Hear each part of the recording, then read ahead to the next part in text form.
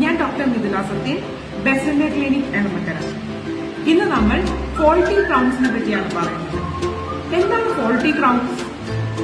വളരെ കോമൺ ആയി എല്ലാവരുടെയുമായി കാണുന്ന ഒന്നാണ് ഫോൾട്ടി ക്രൗൺസ്, അതായത് പ്രോപ്പർ അല്ലാതെ ചെയ്തേക്കുന്ന ക്രൗൺസ്. അപ്പം ഇത് എങ്ങനെയൊക്കെ ഹാം ചെയ്യാം എന്ന് നമുക്ക് നോക്കാം. ഒന്നാമതായി, ഈ ക്രൗൺസ് പ്രോപ്പറായി അല്ല ചെയ്തേക്കുന്നെങ്കിൽ, ക്രൗണും മോണയും തമ്മിൽ പ്രോപ്പർ ഫീൽ ഇല്ലെങ്കിൽ ഇതിന്റെ ഇടയിൽ ഫുഡ് കയറി നമ്മുടെ പല്ലിന് ചുറ്റിനുള്ള ഗംസിനെ ഇറിറ്റേറ്റ് ചെയ്യാൻ തുടങ്ങും. അത് പിന്നീട് മോണരോഗത്തിന് കാരണമാകും. അപ്പൊ മോണ കീഴ്പോട്ട് ഇറങ്ങാൻ തുടങ്ങും, എല്ലും പതുക്കെ കീഴ്പോട്ട് ഇറങ്ങാൻ തുടങ്ങും. അങ്ങനെ മോണരോഗം വരും. 2, അല്ലെങ്കിൽ ഒക്ലൂഷൻ, അത് ബാലൻസ്ഡ് അല്ലാതെ വരും. 3, ഈ ക്രൗൺ പ്രോപ്പർ അല്ലെങ്കിൽ അത് വേണ്ട വിധത്തിൽ പല്ലിനെ പ്രൊട്ടക്ട് ചെയ്യില്ല. പകരം പല്ലിനെ അത് ഹാം ചെയ്യാം, പല്ലിലേക്കും ക്രാക്സ് ഉണ്ടാക്കാം.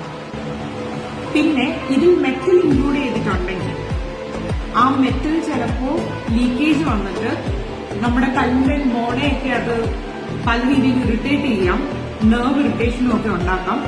വേറൊന്ന്, ഇത് പ്രോപ്പറായിട്ട് ഫിറ്റ് അല്ല, ഇതിങ്ങനെ ഇളകി വന്നുകൊണ്ടിരിക്കും.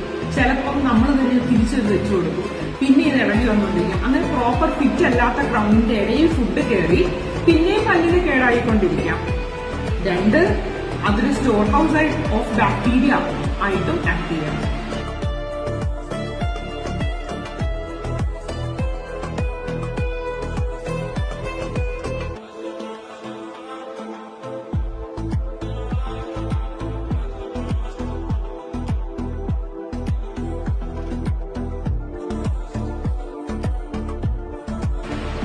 ഇനി ഇതിന് നമുക്ക് എങ്ങനെ ട്രീറ്റ് ചെയ്യാം എന്ന് നോക്കാം. മറ്റൊന്നുമല്ല, ഉടൻ തന്നെ ഡെന്റിസ്റ്റിനെ സമീപിക്കൂ, ആ ക്രൗൺ ചേഞ്ച് ചെയ്യും. അല്ലെങ്കിൽ ക്രൗൺ നമ്മൾ വെക്കുന്നത് യൂഷ്വലി പല്ലിനെ പ്രൊട്ടക്ട് ചെയ്യാനാണ്.